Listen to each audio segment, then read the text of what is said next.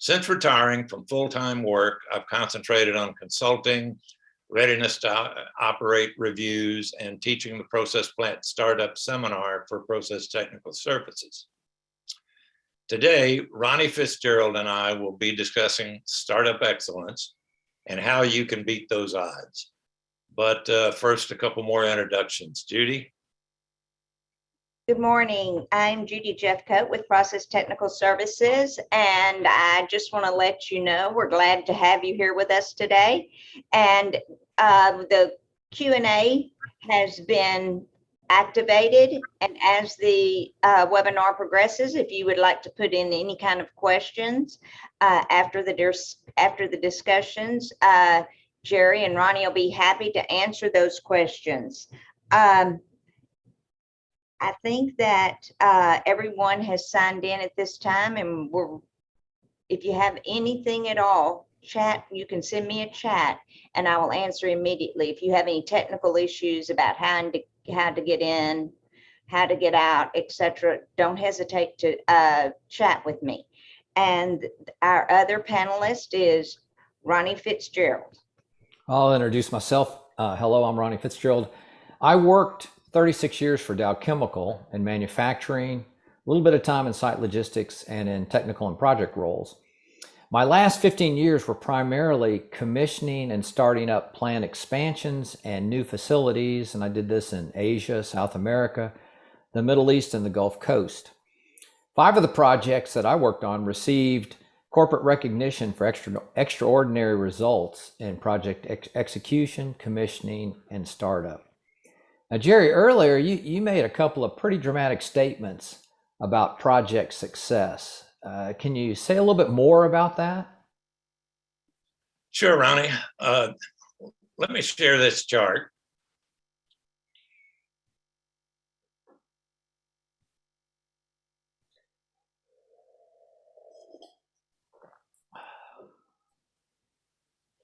If success means meeting your 3 primary project objectives, and typically that's cost, schedule, and startup performance, a study by the Standish Research Group of 10,000 projects worldwide concluded that only 29% succeeded. That's the green portion of the chart here. 53% missed one or more of those key objectives, and 18% never operated. Now, I suspect most of that 18% probably encountered market or business issues, but I suspect that team performance was a major factor in most of the other 82%. And again, less than 1 in 3 succeeded. Now, I suspect that you wouldn't like those kind of odds if you were going to Las Vegas. As for my comment on the importance of the first year of operating performance, noted expert Terry McNulty says that the first year in a processing plant's life usually has the greatest impact on project success.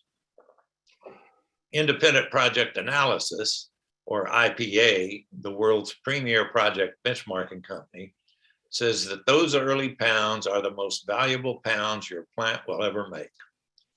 And yet, preparation for startup seldom gets as much attention as the other project metrics. Now, countless researchers have studied project and startup execution. Today, Ronnie, we're going to lean heavily on the work of IPA, the Construction Industry Institute, or CII, Terry McNulty, who developed the famous McNulty startup curves, Bill Tillman, who developed the Process Plant Startup Seminar, and our own personal experiences. You and I will be discussing 7 common threads through all of that work that will help the attendees beat those 29% odds.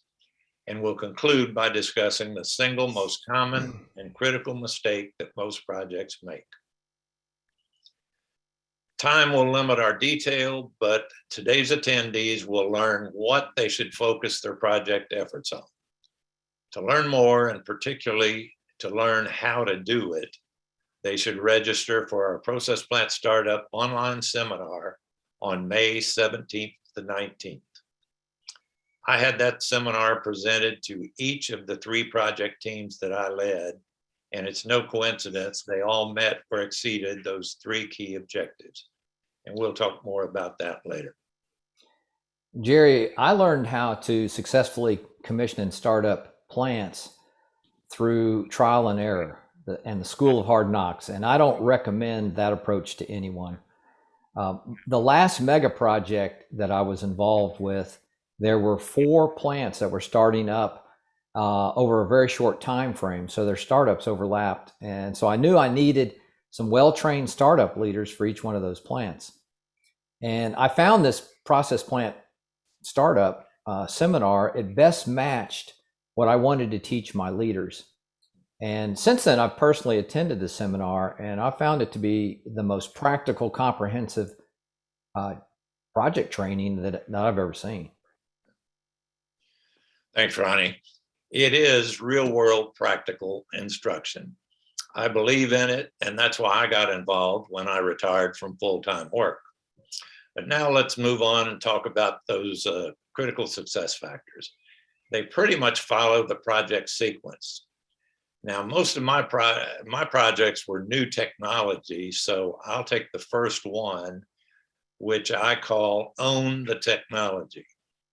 Now, I don't mean legal ownership here, but regardless of whether your technology is proprietary, licensed, or common knowledge, when it gets to startup, you want your team to feel that they own the technology. They feel accountable for it, and they know more about how it works in their plant than anyone else. That level of expertise doesn't just happen. It takes time and effort to develop, but it's worth the investment. Now, if your project involves new technology, you have an even bigger challenge. It's been well established that new technology projects cost more, take longer, and have more difficult startups. For new technology, IPA recommends a stronger plant team and a fully integrated pilot plant, including all the recycle streams. Not surprisingly, IPA says that the quality of technology development is the single most critical success factor for new technology projects. Ronnie, do you want the next one? Yeah, sure, Jerry. The next one is early extensive involvement of experienced plant resources. And, many projects, they end up underestimating the importance of experienced plant resources getting involved early in the project. Most manufacturing plants are under the gun and they feel understaffed and cannot imagine releasing their experienced personnel to a project on a full-time, less or even a part-time basis. But when that void exists, the project's going to miss out on the benefits of an ownership mentality.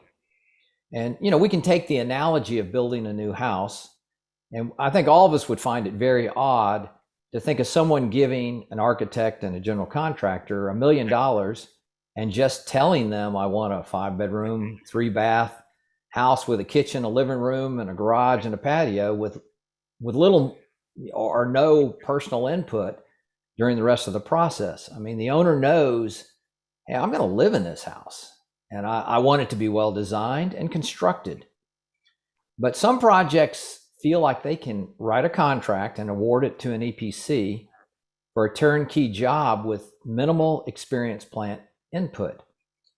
Unfortunately, they soon learn this approach doesn't yield the results that they were hoping to achieve and were expecting. So the injection of experienced plant personnel at the appropriate time, it results in a greater authorization commitment for success and a stronger plant team overall throughout the commissioning and startup and the operating phases of the plant. Now, that success factor leads directly into the next one, which is early commissioning and startup planning. If you have experienced plant people that have been assigned to your project, then you can think through the best way to commission and start up that plant. And then you can get those folks to help develop a very meaningful estimate of how long it's going to take and how much it's going to cost. And that same team then can break the process down into commissioning systems during the design, including appropriate enhancements that might maximize the speed of being able to do it or how to do it more safely, instead of having to add them at the last minute. To me, a really good example of that is the plant utilities. They're pretty much needed to commission anything. So if they're properly divided into commissioning systems early on, then you can start commissioning early. And the sooner you get started, the sooner you're going to end up finishing and able to start up and run the plant. So Jerry, what's next? Well, we've developed ownership for the technology. We've staffed our team with experienced plant resources, and they're developing a detailed commissioning and startup plan. Now it's time for disciplined project management. And that's particularly important in two areas. First, it's important to drive for quality at every step. IPA says that most attempts to jumpstart projects are unsuccessful. Going out for bids or charging ahead with construction before you have quality design packages is not doing the vendors, contractors, or your team any favors. It just causes extra commissioning before, or extra work and later changes that offset the benefits. It's the same with starting commissioning before you have quality construction or trying to start up before you have quality commissioning. So the basic message is don't let schedule pressures cause you to compromise quality at any phase of the project. The second area for discipline is rigorous control of design change. Personally, I found that one of my most difficult project management challenges. If you don't make the changes that you should, Judy, do we have that slide? If you don't make the changes you should, you're going to have a very difficult startup and poor. That's not the correct one, Judy. Rigorous control. Let's back up one.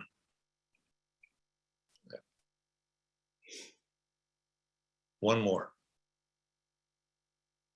On discipline project management. So, rigorous control of design change. Personally, I found that to be one of my most difficult project management challenges. If you don't make the changes you should, you're going to have a difficult startup and a poor operation. But allowing changes that aren't absolutely necessary causes conflict, confusion, higher cost, and delays. And the later it comes in the project, the greater the impact. IPA tells us that rigorous control of design change is a project critical success factor. And once you have that quality design, that sets the stage for the next success factor, which again gets back into the quality issue. You need to assure quality construction. Two big opportunities here. First, you need to focus on building quality into construction. Don't try to inspect it in. When you look up in a pipe bridge and you see a flange, can you tell by looking at that after the work's been done whether that flange was made up with the right gasket, or that the bolts were properly cross-tightened and torqued? No, the only way you can be sure of that is if you were there when the work was done. Now, in Process Plant Startup Seminar, we present a process that uses experienced plant resources to help construction build quality into the plant. I used that process on my two most successful projects, and it works. A second opportunity here is developing an effective turnover process. In numerous projects I've consulted on, even recently, construction turnover continues to be a major source of miscommunication, conflict, and delays. There are powerful software tools out there that can help tremendously, but the plant and construction teams need to work together to help each other succeed. They need to develop close, open relationship and an efficient, effective turnover process. Now, the next chart shows, this chart is currently up there, shows how the Construction Industry Institute feels about close plant team involvement throughout the project cycle. The CII chartered a team to develop best practices for commissioning and startup. In that process, they developed 16 critical success factors. And I thought it was particularly noteworthy that 15 out of those 16 required strong, experienced commissioning and startup team involvement throughout the project cycle. And I think they quantified those results, as you can see on this chart. If you compare the projects that showed high use of those critical success factors to the ones that didn't emphasize those success factors, you can see the ones that use those success factors experienced almost 7.5% less cost growth and over 10% less schedule growth than the ones that did not use those factors. So even the Construction Industry Institute is a strong advocate of intimate plant team involvement throughout the project cycle. And particularly that gets into developing that close relationship throughout the construction and commissioning process. Ronnie, quality construction sets you up for the next success factor. Yeah, that's really true, Jerry. The next one is uncompromising commissioning. And when construction falls behind, now notice I said when, I didn't say if. If you've ever been on a project, construction falls behind schedule or they'll overrun budget. And one of the first things that they're going to ask to be squeezed or condensed is the commissioning plan and schedule. So this commissioning and startup team is going to be challenged to try to figure out how to shorten the commissioning schedule, but realize that schedule was meticulously developed by plant experts with the best practices. And my advice is to just say no, don't give in. And when I was the commissioning and startup leader, the only times I was willing to agree to make those types of adjustments was when I was given more resources. And I knew those resources, which means manpower and money, were going to allow me to actually shorten the schedule. Commissioning is the absolutely last chance you get to detect and avoid problems before you put process fluids into the equipment and then try to make production. So you don't want to find these issues out when the equipment is full of process fluids. That creates more safety issues and can create a lot longer delays in being able to resolve those issues. But also realize that having your operations and maintenance team be involved in commissioning of the equipment is a very important activity in the training of these personnel, because they learn the location of the equipment and they can learn how it operates. So it's a step that you don't want to try to rush through. It's a step that you want to follow the plan that you've developed carefully. But Jerry, I think the last one you cover is sometimes the most difficult one. So what is that? Yeah, Ronnie, it sure can be. And I call it managing expectations.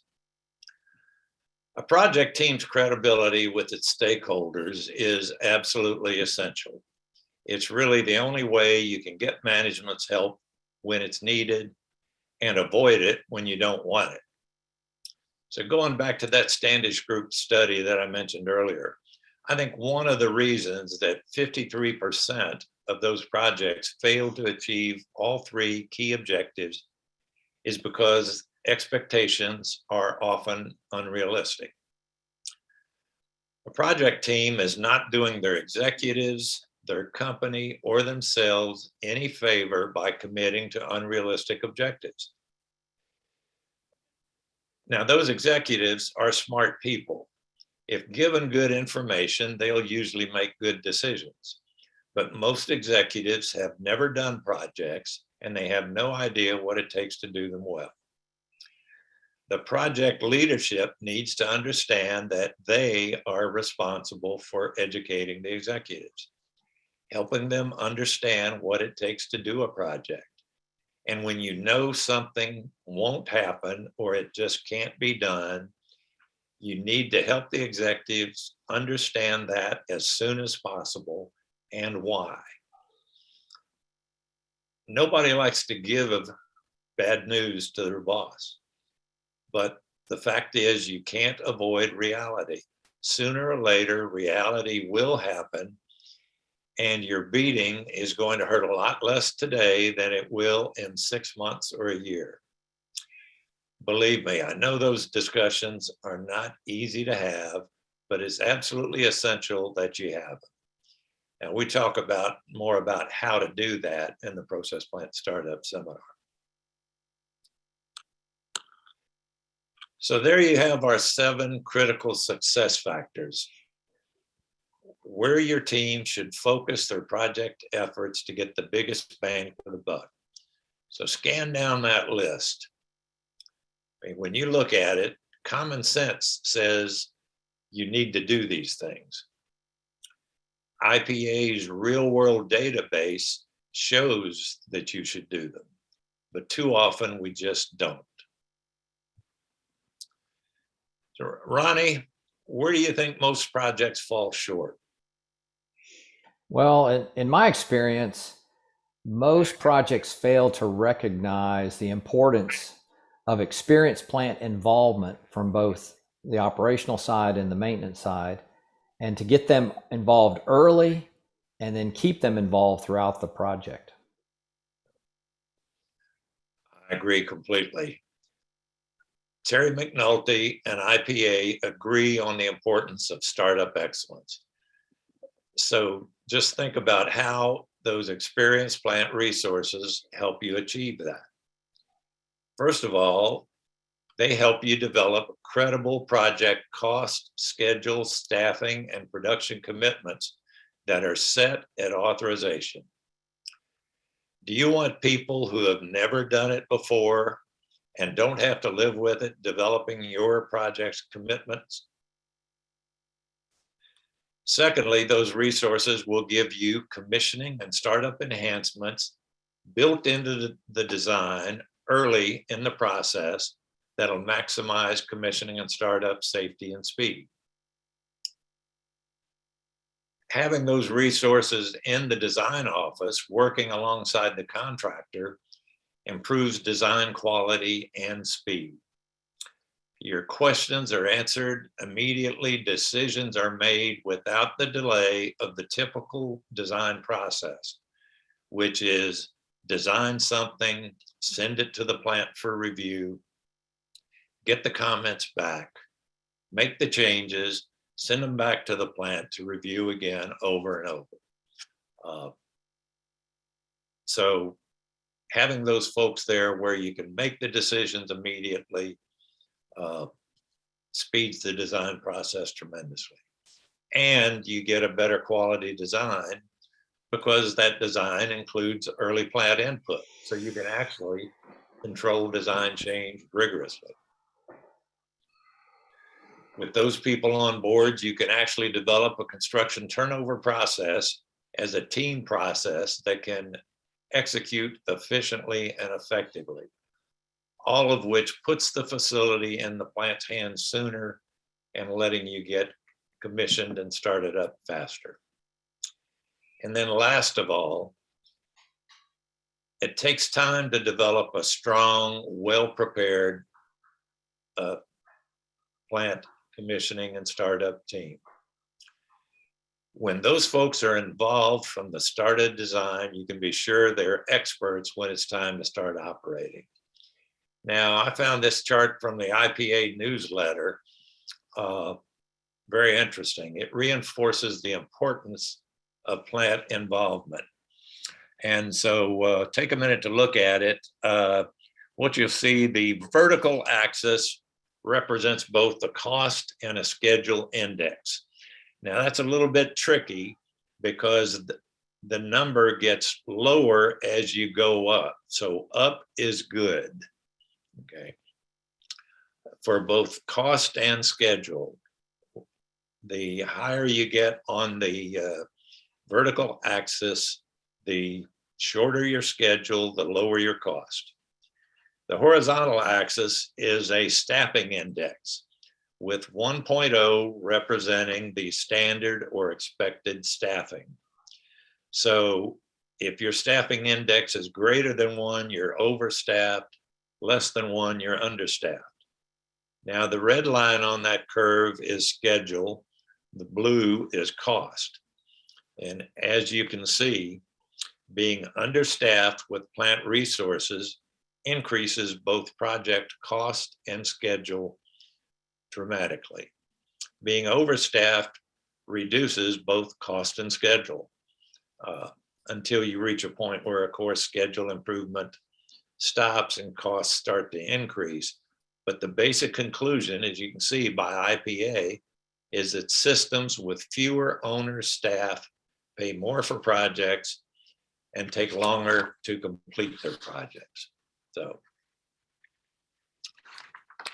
Well, Jerry, if this is so important, the proper staffing, and the data's there, why do you think so many projects fail to do this and staff their projects with the right folks at the right time and make sure they're experienced? I think there's several reasons.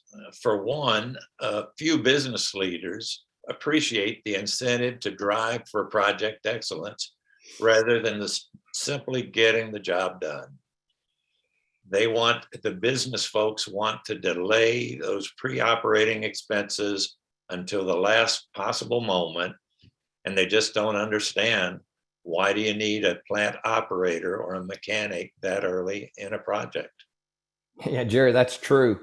And I also think many organizations, they've lost those experienced personnel that they previously relied on to do projects, and they have not developed a renewal process to replace that experience. Absolutely. And think about the plant managers, the plant leaders. They're often reluctant to remove some of their best people from existing money-making operations to involve them in a project that may not operate for several years. Yeah, and on top of that, manufacturing plants, as we all know, are pressured to run very lean. Nobody's got excess people, and so seldom do they have these underutilized people for new projects. And it's a very common response when you go ask the manufacturing plant to go join a project. If they've got some people to help you out, they'll just say, hey, we just don't have the people. Yeah, I've heard it. That's the most common excuse I hear, Ronnie. But the fact is, you have to have the people when it's time to run the plant, right? You can't run the plant without them. So not having them earlier when you need them often just means you didn't start soon enough. There are a lot of reasons why projects don't properly staff with experienced plant resources, but a good excuse doesn't reduce the need or the value of them. If you can't get them from your company when you need them, then go out and contract for them. It's better to have experienced permanent people, but experienced contractors are much better than doing it without that expertise. The bottom line, it's certainly not easy to get good resources with plant and startup experience. But more than anything else, your project success and your career depends on it. Okay, folks, so now you know where the experts think you should focus your project efforts and your energies. If you want to learn more, and particularly to get proven ideas about how to do these things, just go to the chat feature on your screen and click on the link to register and learn more about the highly regarded Process Plant Startup Seminar. Take it from two people who have attended it, have used it, and have seen their projects succeed. Judy, do we have any questions from the group?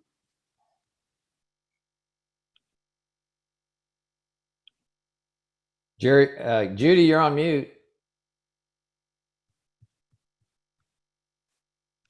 You're on mute, Judy. I'm sorry. Does the seminar only apply to chemical processes or other industries also? The fundamentals of project excellence are universal. We have given the Process Plant Startup Seminar to companies from the power industry, paper, mining, construction, pharmaceuticals, film, fibers. So no, it's definitely, I think we can recommend the startup seminar for projects from just about any industry you can come up with. Where can you get these experienced plant resources if they're not readily available in your own organization? Well, again, that's a challenge, but I can say you certainly want to be creative and consider all the possibilities. Maybe you can borrow them for a period of time from, if you're on a site with other manufacturing operations, you may be able to borrow experienced people from some of those other areas. Now recognize you're probably going to have to pay to backfill them with contractors, new hires, or something or the other, but getting that experience is worth that expense. Yeah, Jerry, that's one of the ways that I found these people is I would agree to hire someone early enough for their plant and pay for them while they're being trained so that they could release an experienced person to come work on the project. And Jerry, I wasn't shy. I'd go back to retirees. Man, we would go through HR and find out all the retirees that were willing to come join a project and bring them in as well.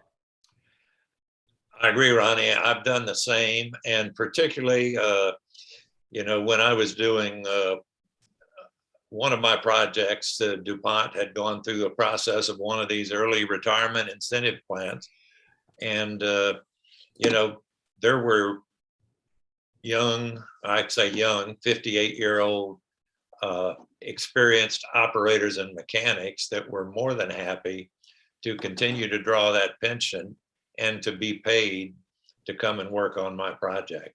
So it certainly, a retiree list is one place to look. Again, you have to get creative. Maybe you even have to transfer some of those folks. You can borrow them on a short-time basis, and you can bring in shift supervisors from another plant in your company to temporarily transfer to your project for 6 months to a year to get you through commissioning and startup. So, yeah. And again, the other thing you mentioned before, Jerry, was that it's better to hire these folks from someone that can provide that experience than to just go without. So there are contracts. There are companies out there that can help find the expertise that you need. Certainly are. And the key message there, and again, I've used contractors for exactly, that reason, Ronnie. And the key there is to make sure that if you're going out to contract that experience, that you're going to an established, reputable contractor and not a body shop. Yeah. By body shop, I mean one of these people that if you say, I need 5 mechanics, they'll send you 5 people that they call mechanics. Now, whether they can do the job that you want them to do, that may be a different issue. But bottom line, you've got to be creative. And again, the most important thing, which you touched on, Ronnie, is you have to start early. Mm-hmm. I mean, again, if you're going to borrow from another area and have to backfill, you're going to have to train that replacement for the other operation, and then you're going to have to train the person that's coming to your site. Yeah. So another creative way I got a lot of folks was I agree. We ended up going from 4 shifts to 3 shifts. Right. So there's a lot of overtime, and I actually was able to talk another plant into doing the same thing, and they gave me one of their shifts, but I had to cover all of that plant's overtime and pay for all those people that I use. So there's ways to get it. It's not free, but there's ways to find the people. Well, and the question that you need to ask, as with so many things, Ronnie, is what is a day of production worth? Mm-hmm. If you do this project well, you're talking about producing product weeks, months sooner than trying to do it without them. And so you pay for those people pretty quickly. Yeah. Judy, anything else? Another question is, at what stage in the project would the seminar training take place? I would, in my experience, probably the most common regret that I hear expressed by attendees to the seminar is, I wish I would have come sooner. Because as you say, in the seminar, we talk about the whole project cycle from conceptual design to, all the way through startup. What I did for my 3 projects, I would have my key leadership on my team attend one of our public seminars, which we do in Houston 3 or 4 times a year. I would have them attend that seminar early in design, hopefully in conceptual design, as soon as they show up. I think doing that gave them just a better understanding of the amount of work involved. And that was extremely valuable in developing all their staffing plans, their commissioning plans, and so forth. Then what I would do is late in design, early in construction, when you're probably, 80% design complete, maybe 20% construction complete, something like that. I would have Bill Tillman, the person who developed the seminar, come to my plant and do the seminar dedicated to my project team. So, that was a bigger group. And you basically, by doing that, you had the whole team aligned around what are the issues we have to deal with, what is our approach to dealing with them, so forth. So again, I think the question is, I would encourage you to try to get involved, at least some folks from your team get involved with the seminar as soon as possible, early in design.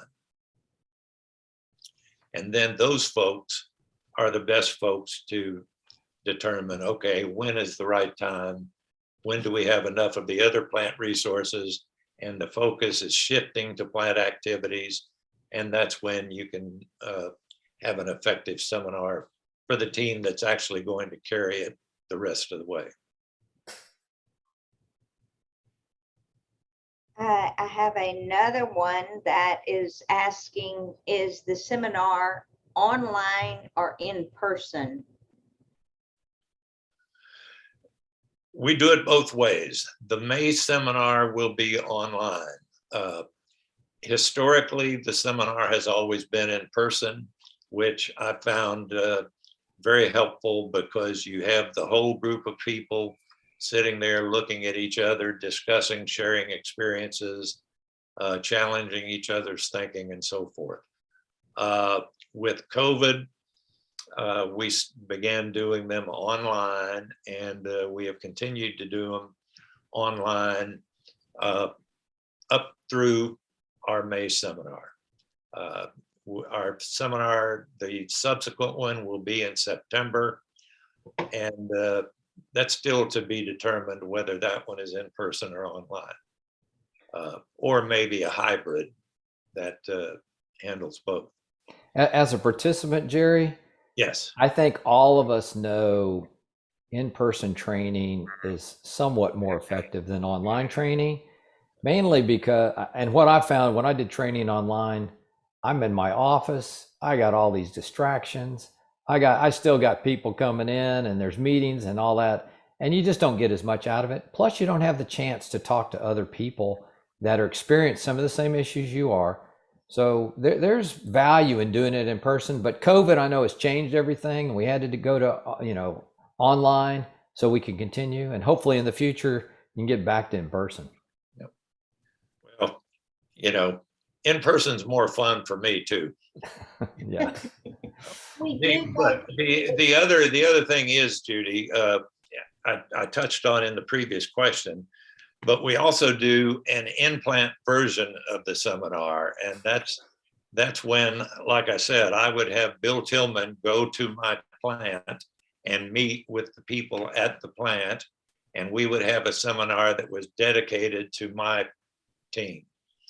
And I think that was a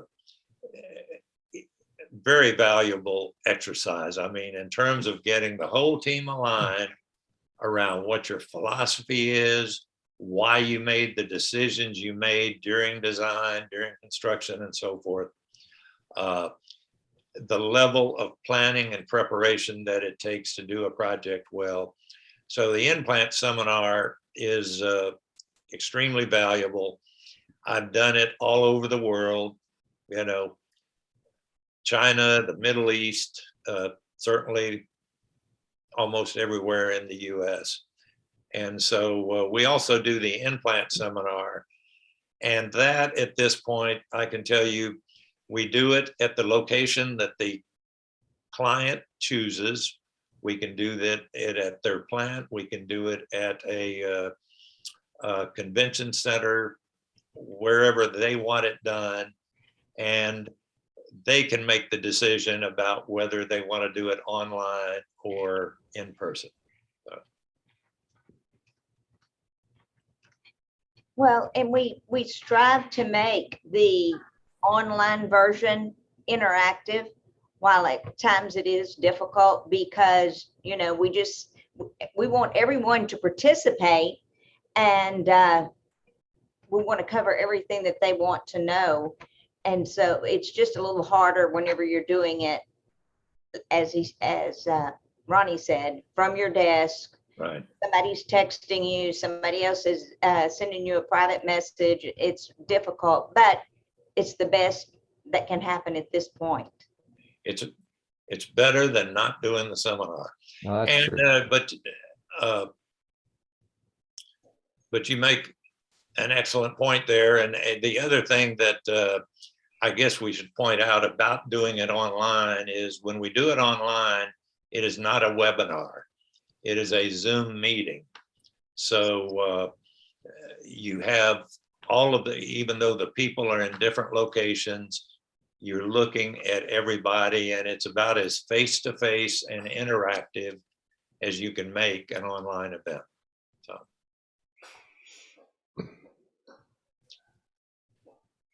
Anything else? Any other questions? I do have one about who best benefits from this seminar, what are the recommendations on who needs to attend? Okay, I think basically anybody who is involved in a capital project could benefit from attending.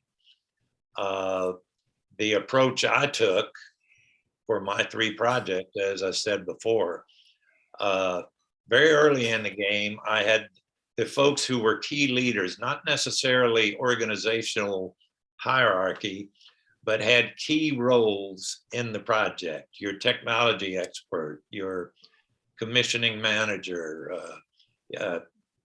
some of your day supervisor, maintenance leadership. So those are the folks that I would have involved very early in the game, as early in design as possible. And again, when you recognize that once the project is authorized, all those key commitments have been made, I would have those people on board back prior to authorization, front-end loading, FEL3, whatever you want to call it, conceptual design. Then when it came time to have the implant seminar at the plant, I would have my construction leadership attend. I would have my design leadership involved. I would also consider having the design leadership involved back in that earlier public seminar. But once you're at the plant, it's who are the key folks that you're going to be depending on to make this happen and to get you through startup. I would have all the console operators, all of my technical engineers, my shift supervisors, my maintenance supervisors, all those key folks who had leadership responsibility for doing all of the work that was required to get started up. I have a question. What is the quality assurance process you put in place to ensure the work in the field is good outside of and prior to inspection? Well, that's the process that I mentioned earlier when I talked about construction quality assurance. We call the process quality productivity assurance. And what we would do is put experienced plant resources out in the field, working with the contractor. They were not directing the contractor, but what they were doing was letting the contractor know when the work that was being done did or did not meet the plant's standard, meet the plant's requirements. And so obviously, those experienced resources have to know what the plant standard is, how to read pipe codes, all that kind of stuff. But that's, again, we can't go through the whole process here. If you want to find out more about it, certainly join us for the next seminar, because we have one whole section talking about quality productivity assurance. Jerry, the example that you used of a piping flange and how do you know what's in there, part of the process that we used in the plants that we started up is, ahead of time we designated how would we color code those different flexitalic gaskets. Right. And if you're going to use some type of tightening technique, that there's a way to identify out in the field somebody has actually done that tightening technique on each one of those bolts. So in other words, it's built into the construction process to ensure later on you'll know what you got. Right. So that's just one example. Yeah. But the key there is that, again, you need to work through that process. And that's why I would encourage, I really think the job we did on construction quality assurance on my last two projects, when we used this process, it's one of the major reasons that both of those projects just had exemplary cost, schedule, and operating results. Some of DuPont's best ever startup performance for new technology projects. So, and I think one of the reasons was we built quality into the facility. So again, we'd have to discuss, you have to have the right people doing that kind of work. Yeah, and they have to understand, and the construction contractor, you have to work with them to make sure that they understand. And when they understand what you're doing, they are all in favor of it, because you're basically, what you're doing is you're giving them free resources to help them get their job done quicker, in a quality manner, and getting off the plant as soon as possible. They are making more money because you're out there helping them do it and not charging them for it. And, you know, in terms of why are you willing to pay those people to go out and help the contractor make more money? It's back to the question, what's a day of production worth? So, anything else, Judy? One thing I wanted to note is I've had several private chats, people that are interested in this seminar. Please be aware our May 17th through 19th seminar is coming up in about 4 or 5 weeks.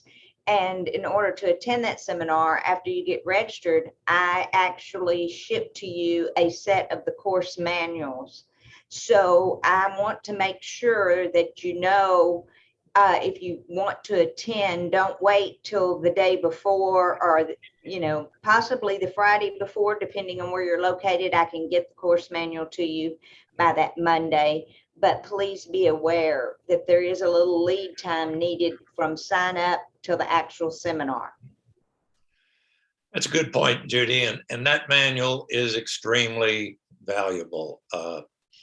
I can still go to the bookshelf down in my office and pull out the manual that I received when I first attended this seminar, when Bill Tillman taught it to me.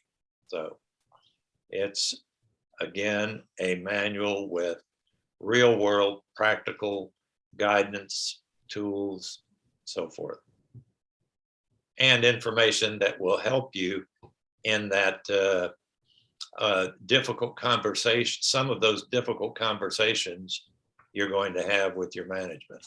So,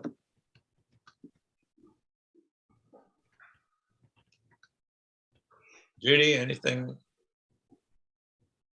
I think that's all I have. Oh, wait. Oh, what is the name of the manual? The name of the manual is our Process Plant Startup Manual.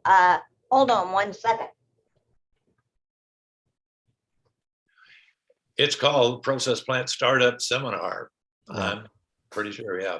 Show them a picture of it. There you go. Speak up so they see it in the big. Trying to get it to focus. You have to bring it towards you. There you go. Like part of me. It has to be part of you. Right. And it's as you see, it's a 3-ring binder, and it's thick and it's heavy. So whenever we ship it out, we need, you know, it takes a little bit to get it to you. So I don't want you to not have it. The manual itself is, you know, different tabs. The table of contents is actually a list of all the topics that are covered during the 2.5 days of online training. If you're interested in seeing a copy of that, so you know what the actual topics are, shoot me an email and I'll be glad to send that to you, and any other information you might need. And after if you have any other questions that we have not covered, feel free to email me, and I will be glad to, if it's something I cannot address, I'll be glad to forward your questions to Jerry and Ronnie, and they'll be happy to get back with you and answer any other questions you have. Yeah, and just to mention, yeah, the reason the manual is the size it is not done as a small, concise little book. It is done on 8.5 by 11 pages, and the print is spread out enough so you can take notes as we're going through the material in the manual. And that way you don't have to worry about how do I find that information when I'm working on my next project 5 or 6 years later. When you go back, you start looking through it, you see your notes, and the notes are in the part of the manual that tells you what the context was of that discussion. Anything else? I don't have any more questions that have come in, but if there are any, please email me, and I will certainly get them to the right person. All right, well, that's great. I'd just like to thank everyone, our attendees for their attendance, and of course, Ronnie, you for your expertise in joining us in the discussion. And so we'll look forward to seeing some of you in May. Yeah, we want to wish all of them the best on their projects. Absolutely. But if the worst case scenario happens, call us. We'll help you. There you go. We're here. All right. Thank you.